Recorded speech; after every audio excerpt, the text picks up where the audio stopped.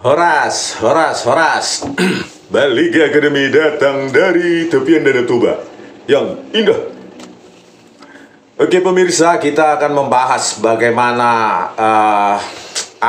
undang-undang minerba ini direvisi, ya, undang-undang tentang mineral dan batu bara direvisi untuk mengakomodasi tambang itu diberikan, ya, konsesi tambang itu diberikan kepada kampus. Saya bingung, ya. Saya 20 tahun lebih jadi dosen. Saya paham, ya. Yang kaya itu hanya elit-elit direktorat itu ajanya yang kaya. Berapapun dinaikkan tuition fee atau uang kuliah, UTK lah, segala macam, UKT segala macam, yang saya juga sebagai dosen nggak paham itu, ya, bagaimana membuat biaya-biaya itu oleh mereka itu, ya, semena-mena. Ya, semakin kaya, semakin banyak tuition fee. Yang kaya adalah elit-elit di rektorat, bukan dosen, apalagi yang lain. Jadi inilah, ya, cara dari negara ini, pemerintah ini dalam hal ini, ya, seperti menyogok kampus supaya mandul kekritisannya. Jika ada kebijakan yang melawan atau menyengsarakan rakyat, maka kampus tinggal duduk diam karena dia sudah dikasih kue tambang.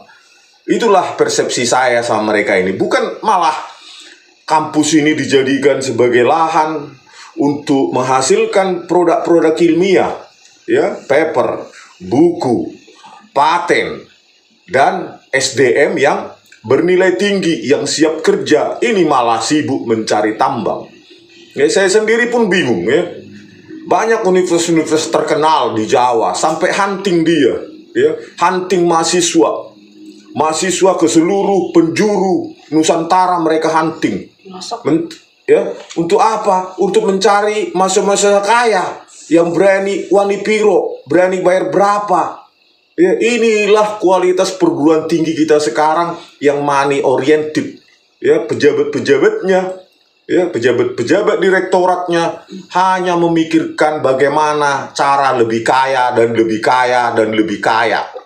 Ya, bukan memikirkan bagaimana kita menghasilkan produk ilmiah, produk dari otak. Misalnya, ya, saya selalu tercengang, ya. Saya penulis buku di Amazon, ya, buku komputer, ya. Kok sangat sedikit dosen-dosen dari universitas yang katanya terkenal, tetapi sangat sedikit publishingnya, gitu loh, untuk produk-produk internasional yang bisa menghasilkan devisa, yang bisa mengukur otaknya sampai di mana di kalangan internasional. Ini malah sibuk absen lah, pakai retina, pencocokan wajah lah, untuk mencari lauk bau, untuk mencari ini, ya, untuk mencari tukin lah, mencari sertifikasi lah. Jadi sibuk dosen itu sendiri bukan untuk mencari membuat produk-produk ilmiah, gitu loh. Jadi kok parah kali lah Indonesia ini, ya. Sampai tambang pun harusnya kan kampus berpikir melestarikan hutan, melestarikan lingkungan, malah harusnya anti tambang. Ini kok malah mau dirubah undang-undang minerba itu untuk mengakomodir. Sebelumnya ormas, ini lagi mau kampus, besok lagi apa mau dikasih. Kan kalau ini kan harusnya kan lawan berargumen, ya, harusnya kampus ini lawan berpikir dari pemerintah, gitu loh. Ya, semacam oposisi tapi tidak partai politik lah harusnya. Tetapi kita lihatlah, ya, di kasus Aguan, pemerintah sendiri pun tunduk pada oligarki Taipan atau mogul yang sudah jelas laut tidak boleh disertifikatkan, ya. Tetapi tidak ada satupun institusi negara yang berani menangkap Aguan. Nah, disitulah harusnya peran kampus untuk mendesak pemerintahan Prabowo untuk menegakkan hukum setegak-tegaknya, walaupun dia Taipan dan segala macam. Tetapi kalau sudah dikasih tambang, ya diamlah dia, kampus itu. Ya, YouTube-nya pun kampus-kampus itu nggak pernah ada yang nonton, saya lihat. Ya, karena nggak ada lawan berpikir untuk pemerintah. Harusnya kan di YouTube kampus itu, ya, berpikir menantang kebijakan pemerintah agar pemerintah lebih baik. Ya, lawan berpikirnya ada di kampus. Ini kalau dikasih yang kaya, ya pejabat-pejabat itu aja lah. Rektorat-rektorat itu, yakin saya nggak bakal turun tuition fee atau uang kuliah mahasiswa itu, walaupun dia dikasih gunung apa untuk ditambang. Yakin saya, karena kerakusan dari elit-elit di rektorat kampus itu unlimited. Ya, kalian bisa lihat itu pejabat-pejabat kampus terkenal. Ya, ada yang punya hotel, ada yang punya kos-kosan puluhan ratusan kamar, adalah punya tanah di mana-mana. Itulah mau dikasih lagi lebih kaya mereka. Kalau saya sebagai dosen, kita kembalikan marwah, martabat, dignity dari kampus itu untuk mencetak manusia-manusia unggul lewat property right, intellectual property right, IPR, haki. Ya, menerbitkan banyak buku ke internasional untuk mendatangkan devisa. Kembalikanlah ini Pak Satrio Brojonegoro, ya. Kembalikanlah kampus kita ini kampus tempatnya rakyat yang pintar, apapun latar belakang ekonominya, ya, supaya itu dididik oleh negara untuk menjadikan SDM unggul demi masa depan. Bukan sibuk universitas ini mencari tuition fee dari orang-orang kaya, anak-anaknya pejabat, anak-anaknya orang kaya, pengusaha ke seluruh dunia. Ya, itu semua universitas terkenal itu melakukannya itu. Ya, hunting mereka untuk mendapatkan mahasiswa yang bisa bayar. Berapa gaji bapakmu? Di rumah kulkasnya berapa? Motornya berapa? Mobilnya berapa? Ladangnya berapa? Lautnya berapa? Itu yang terjadi sekarang. Kembalikan lagi apa yang benar pada zaman Soeharto yang buruk tinggalkan. Zaman Soeharto ketika saya kuliah di UGM, ya udah satu aja pintu masuk. Tidak ada lagi pintu masuk siapa orang kaya, siapa ini anaknya pejabat. Supaya yang benar-benar dibiayai rakyat lewat pajak rakyat itu adalah mahasiswa-mahasiswa yang benar mau maju, berkontribusi nanti untuk negaranya. Kalau sekarang, ya kalian tahu sendirilah, Wani Bironya masuk ke fakultas teknik 50 juta di satu semester. Untuk siapa itu? Ya Pak, untuk orang-orang elit di rektorat, bukan untuk siapa-siapa itu. Ya, lulusannya dah gitu-gitu aja nya. Bukannya tambah mahal, tambah bagus lulusannya. Ya, jadi inilah, aduh gimana lah ini. Malah DPR, badan legislasi, malah membuat kampus sibuk dengan tambang, ngurusin tambang. Jadi dosen ini nanti terjunkan dia, ngurusin tambang. Bukan menghasilkan intellectual property right, ya, untuk devisa, ya, untuk membawa nama baik ke dunia internasional, ya, publish banyak buku yang high tech atau segala macam lah ilmiah. Sekarang malah sibuk mengurusi tambang. Besok apalagi, aduh, universitas hancur. Ya, inilah awalnya tadi zaman Presiden SBY atau apa itu ya. Awal mulanya petaka bagi universitas di Indonesia adalah, ya, istilah industri pendidikan tinggi. Jadi pendidikan tinggi itu dibuat sebagai industri, ya, bukan lagi melayani rakyat yang pintar, walaupun dia miskin, dia tetap bisa dididik negara menjadi SDM unggul. Apapun latar belakangnya, apapun latar belakang ekonominya, identitasnya, tidak mau tahu. Yang penting dia harus dididik unggul. Ya, terbalik dengan kondisi sekarang. Kondisi sekarang itu sudah industri pendidikan tinggi yang hanya mencari tuition fee sebagai hunting, ya, hunter dia untuk mencari calon-calon mahasiswa yang bisa membayar banyak dengan alasan universitas butuh fasilitas lah segala macam, omong kosongnya itu hanya untuk memperkaya elit-elit rektoratnya itu, ya. Kalian bisa tanya di kampus-kampus itu betapa kaya elit-elit rektorat itu, banyak kali, ya.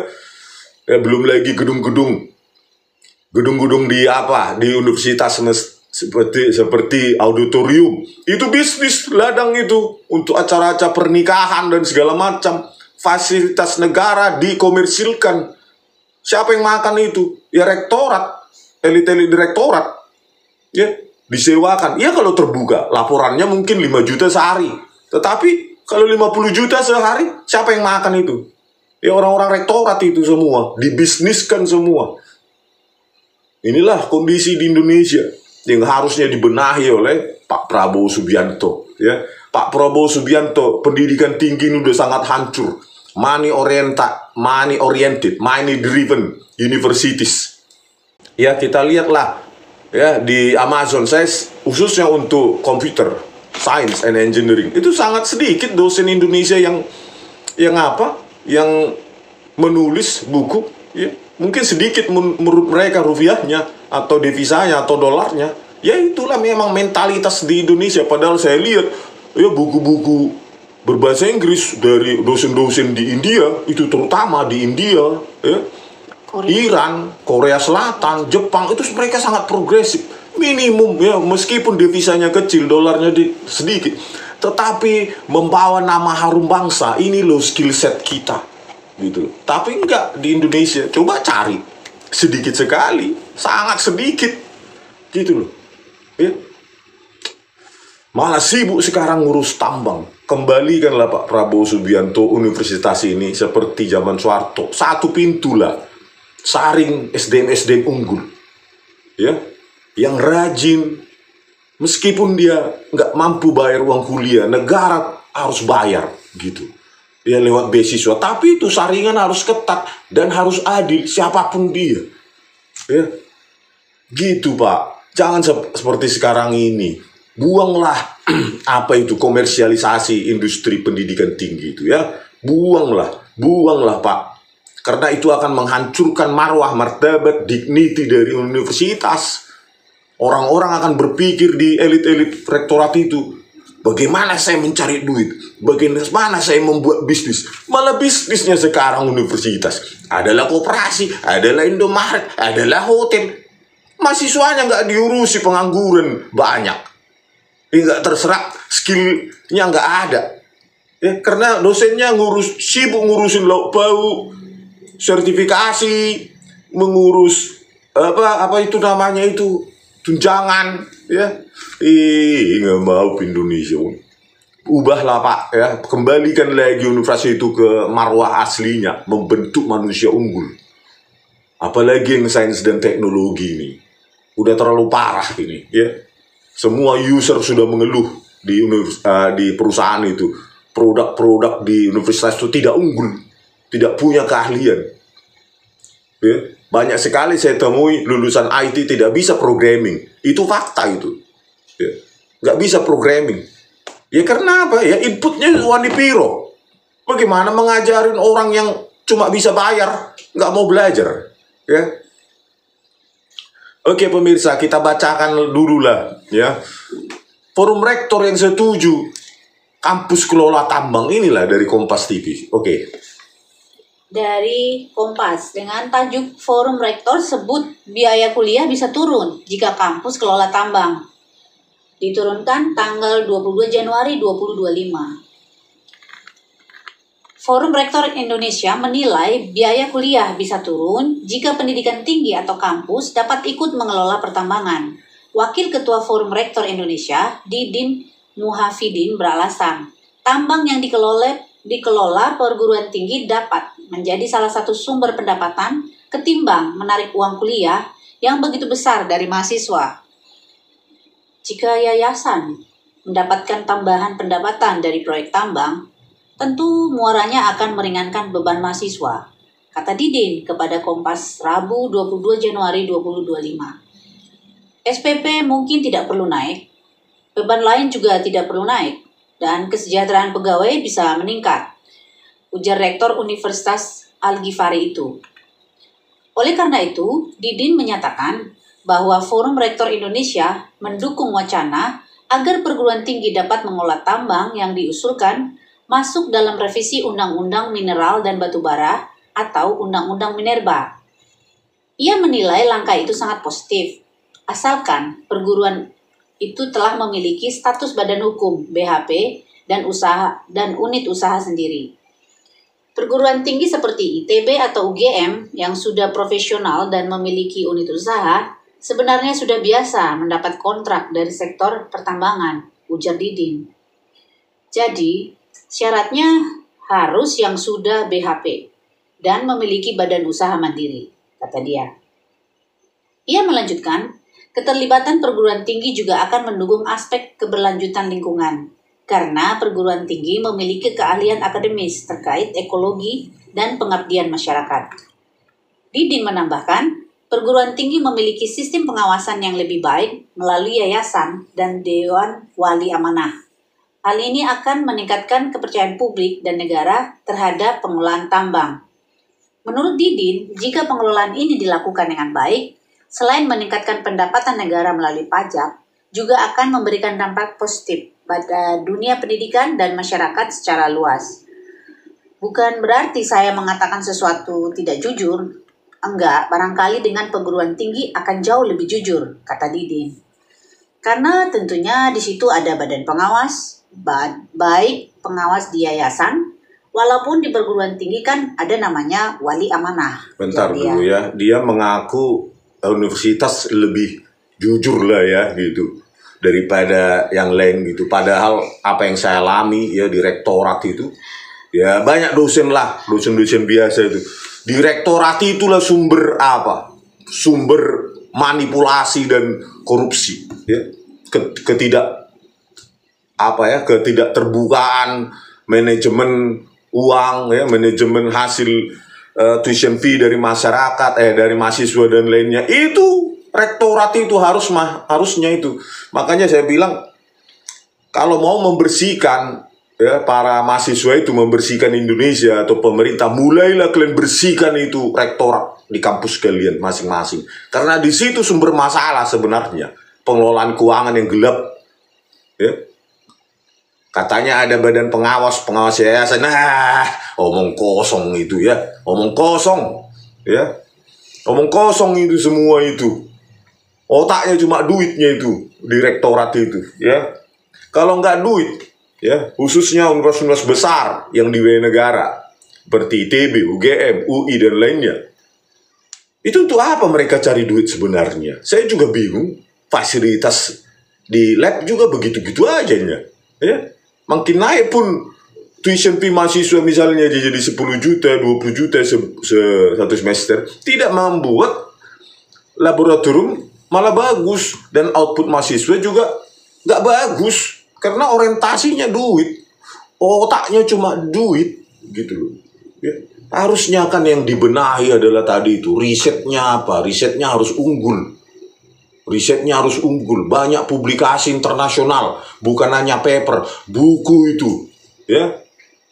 Terus paten-paten yang harus dipakai di user, gitu loh, bukan hanya terdaftar saja, sudah hebat dia kan. Itulah di Indonesia ini rektoratnya, elit-elit direktorat itu berpikir uang, bukan berpikir pertama yaitu intellectual property. Hasil pemikiran dari dosennya, dari kekritisan dosennya, ini malah mau ngurusin tambang. Ya, sekalian aja nanti kalian ngurusin perkebunan, ngurusin lagi apa lagi, segala macam lah kalian ngurusin.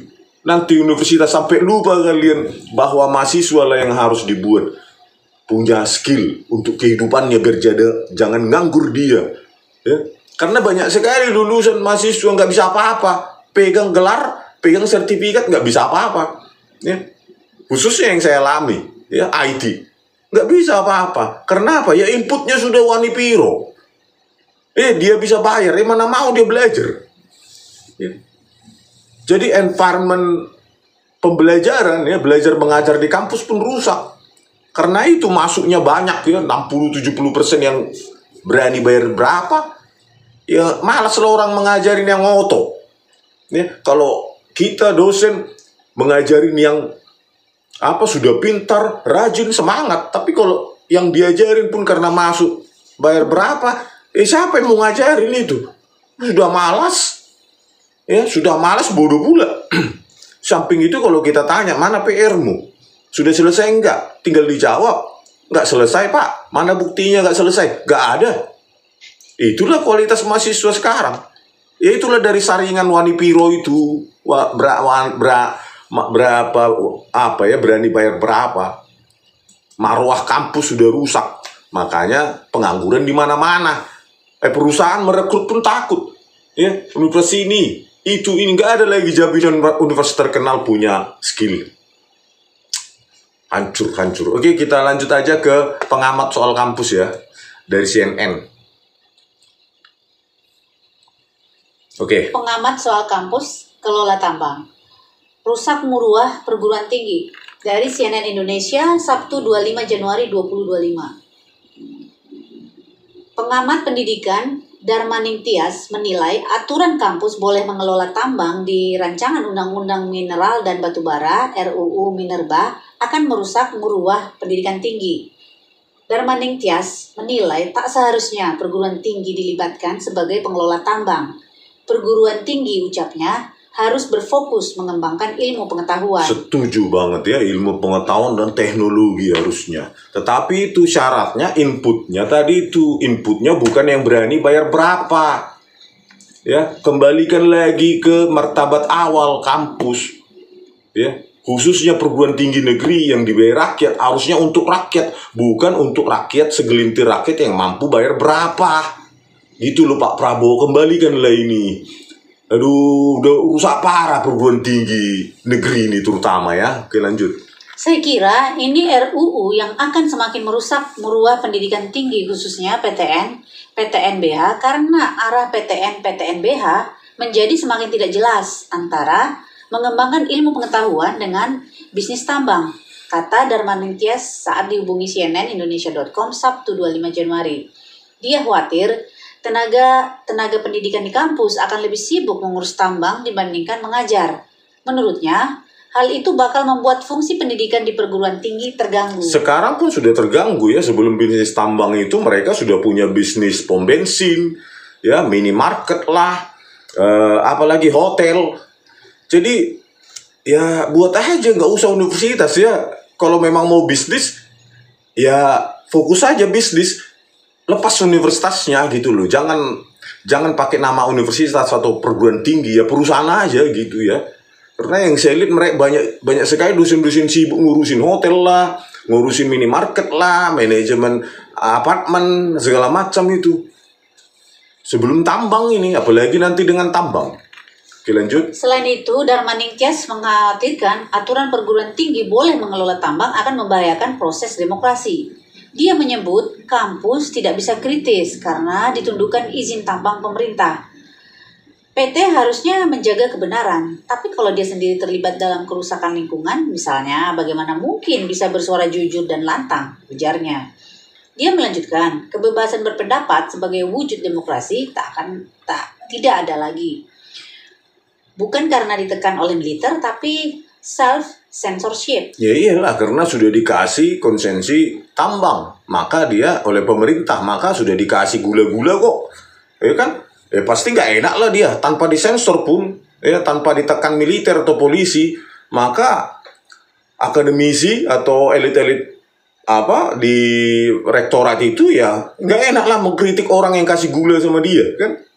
Itulah kondisinya makin parah. Ya, maka kebebasan berekspresi, berpendapat, ya tidak akan lahir dari kampus. Ya mungkin kalau ini memang dilanjutkan, izin tambang ini dikasih ke universitas, maka universitas tidak bisa lagi kita harapkan sebagai wujud tombak kebebasan demokrasi. Maka kita harus bergeser ke elemen masyarakat mandiri ya, civil society yang lain. Oke, lanjut. Darmaning Tias juga membantah pengelolaan tambang oleh perguruan tinggi bisa menekan biaya pendidikan. Ia menegaskan, biaya pendidikan tinggi seharusnya menjadi tanggung jawab pemerintah. Ini sekaligus bentuk kejahatan negara terhadap pendidikan tinggi. Karena ketika negara tidak mau lagi membiayai pendidikan tinggi, maka tanggung jawab pendanaannya dialihkan ke swasta dengan turut mengelola tambang. Nah ini saya setuju dan tidak setuju ya. Setuju memang tanggung jawab tanggung jawab pendanaan itu oleh negara. Tetapi apa yang tidak setuju adalah dosen sendiri pun hanya berpikir untuk makan uang negara, ya. Seperti lauk pauk lah, tukin lah, tunjangan kinerja lah, apa itu sertifikasi dosen, alus atau serdos. Setelah itu dia pulang tidur, ya. Dia tidak menghasilkan produk-produk ilmiah yang bisa menghasilkan devisa, bukan hanya untuk dia, menghasilkan dolar untuk negaranya dan untuk dia, gitu loh. Sangat jarang saya lihat dosen-dosen di Indonesia ini, bahkan yang dari universitas terkenal, itu mempublish itu. Ya, sangat jarang, bukan tidak ada ya, sangat jarang, dan yang ada itu aja biasanya. Ya, jadi mereka hanya yaitu tukin, tunjangan kinerja, sertifikasi dosen, lauk pauk dan lain-lain, ngajar. Ya gimana? Makanya harus dua arah tong, menghasilkan produk ilmiah yang bisa menghasilkan devisa dan negara juga turut campur. Makanya rekrut mahasiswa yang terbaik supaya bisa menjadi asistenmu dalam penelitian. Mahasiswa yang pintar dan rajin. Harus satu pintu rekrutmennya. Supaya ketika Anda, universitas membutuhkan associate, ya, research associate, itu bisa direkrut dari mahasiswa. Karena mahasiswanya sudah pintar. Kalau mahasiswanya bodoh, dari berapa, bayar berapa, berani bayar berapa, untuk nggak bisa itu dipakai jadi apapun. Jadi research associate, nggak mungkin itu, ya mandula penelitian. Karena apa? Nggak ada research associate dari mahasiswa yang cuma bisa bayar, ya, dari anak pengusaha lah, anak pejabat lah, nggak bakal itu, ya. Makanya hancur komersialisasi pendidikan tinggi ini, ya. Oke, lanjut. Sebelumnya, DPR menetapkan revisi Undang-Undang Minerba sebagai RUU inisiatif mereka. Salah satu poin yang disorot adalah aturan soal perguruan tinggi mengelola tambang. Wakil Ketua DPR, Sufmi Dasko Ahmad, mengatakan, aturan tersebut bermaksud agar perguruan tinggi memiliki tambahan sumber pemasukan demi menunjang aktivitas mereka. Ya, saya pikir kalau semangatnya adalah bagaimana kemudian memberikan atau mencarikan dana untuk universitas-universitas, ucap Dasko di Kompleks Parlemen Jakarta Kamis 23 Januari 2025. Ya, inilah Sufmi Dasko Ahmad yang profesornya pun, guru besarnya pun diributkan karena papernya katanya, link papernya nggak bisa, error. Padahal itu syarat guru besarnya. Bagaimana orang semacam ini mau kita dengar?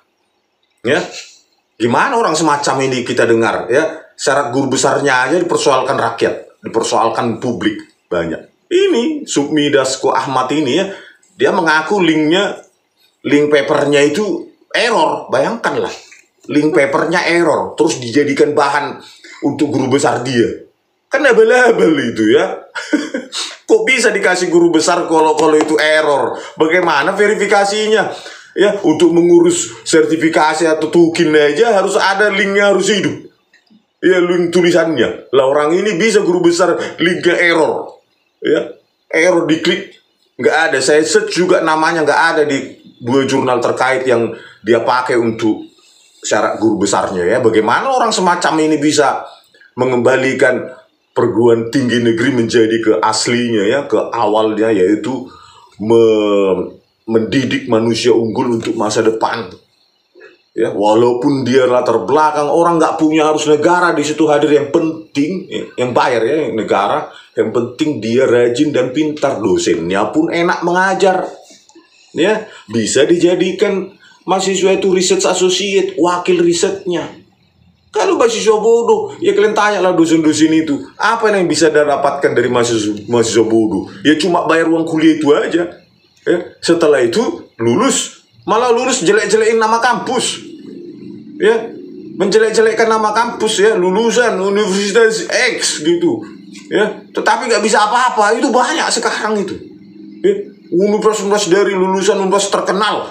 Nanti kalau saya bilang dituntut saya, ya, padahal banyak sekali. Malah jadi masalah di kampung. Iya, malah pengangguran pulang di kampung. Atau ya kalau anak pejabat, ya melanjutkan bisnis apanya, ya, hasil rampoknya, ya, kayak gitu. Jadi memang begitu, Hai kalian universitas terbaik katanya. Memang alumni kalian banyak. Hancur. Nggak bisa apa-apa. Karena Wanipiro tadi itu. Ya. Produknya apa? Ya mahasiswa lulusannya hancur. Pegang sertifikat universitas terbaik. Ijazahnya. Universitas ini katanya udah hebat pikirannya orang. Padahal nggak bisa apa-apa. Karena masuknya bayar. Coba kami dulu. Ya, waktu saya di UGM ya, dulu UGM yang dulu, ya bukan yang sekarang ya, UGM yang dulu satu pintu, paling ada bakat ya 10% aja dari yang jago olahraga atau yang lain seni, itu satu pintu, nggak ada yang Wanipiro. Ya berapa ini bayarnya si kawan kita, ya segitu kita bayar, nggak ada beda-beda. Kalau sekarang kan mahasiswa A bayarnya 20 juta, mahasiswa B bayarnya 50 juta, mahasiswa C bisa 15 juta. Tergantung jumlah aset bapaknya. Itulah hancurnya pendidikan tinggi Indonesia. Akhirnya lulusannya ya lulusan oto, lulusan label, hanya modal sertifikat nama universitas itu, nggak bisa kerja. Ya. Tidak bisa kerja gitu.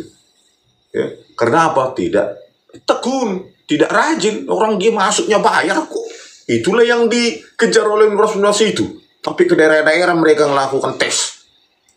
Padahal ujung-ujungnya bapakmu punya berapa kulkas di rumah, berapa meter kuadrat rumah bapakmu, berapa ladangnya, berapa mobilnya, berapa usahanya. Nah, sekianlah kau.